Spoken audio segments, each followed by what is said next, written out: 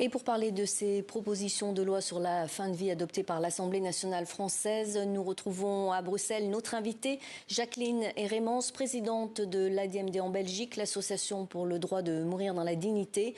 Bonjour et merci d'être avec nous. Tout d'abord, comment avez-vous réagi à l'adoption de ce texte par les députés français ? Par un seul mot, enfin. Cela fait tant d'années que l'on attendait qu'il y ait ce geste qui soit posé en France. Je dirais pas d'ouvrir le débat, mais au moins d'aller vers une légalisation ou des pénalisations, peu importe, de cette aide médicale à mourir. En Belgique, où l'euthanasie est autorisée depuis plus de 20 ans, comment ce droit à mourir dans la dignité est-il encadré ? Trois conditions fondamentales. Tout d'abord, la demande du patient compétent, demande qui doit être volontaire et réfléchie, sans pression extérieure, patient qui est atteint d'une affection médicale grave et incurable, qu'elle soit d'ordre pathologique ou accidentelle, affection médicale qui lui cause des souffrances physiques ou psychiques inapaisables. Par la suite, vous avez aussi des conditions de forme et de procédure. Des Français ont traversé la frontière pour bénéficier de ce droit. Savez-vous combien sont venus en Belgique l'an dernier ?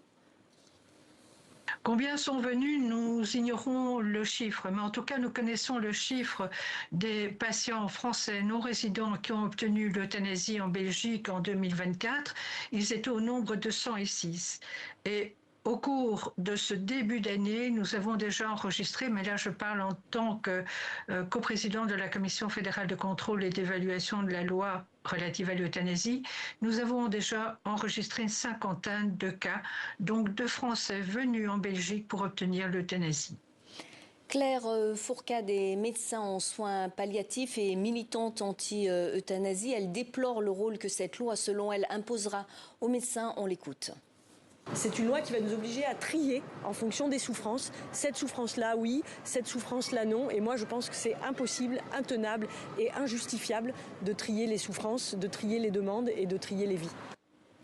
Et que pensez-vous de ces propos ? Partagez-vous cette inquiétude ?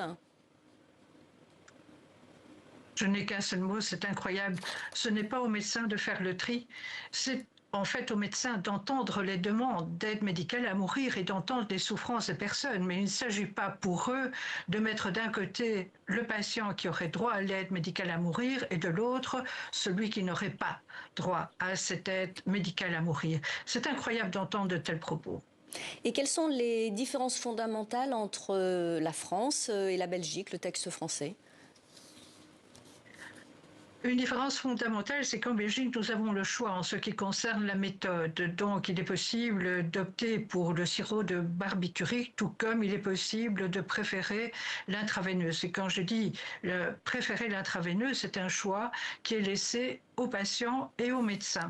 Il faut savoir que le sirop de barbiturique, alors que la chose est possible en Belgique, est très rarement l'option qui est choisie par le patient et le médecin, et ce pour différentes raisons.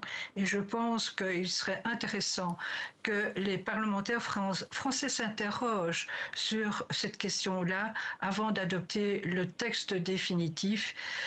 Beaucoup de problèmes se posent en ce qui concerne l'auto-administration. Est-ce que vous pensez qu'il va se passer encore beaucoup de temps avant que la France adopte définitivement ce texte ? Nous savons qu'il y a déjà la question de la navette, donc Sénat, ensuite Assemblée nationale, il y aura aussi des décrets à prendre. Et cela m'inquiète énormément, je dirais, parce que par les décrets, on peut freiner très fortement l'application d'une loi. Donc, j'espère que mes amis français ne seront pas déçus. Il leur faut encore de la patience. Entre-temps, pour notre part, nous continuerons notre politique, c'est de répondre par une réponse humaine à des demandes de ce type, tout en sachant que dans la loi française future, il faudra une condition, soit de nationalité, soit de résidence.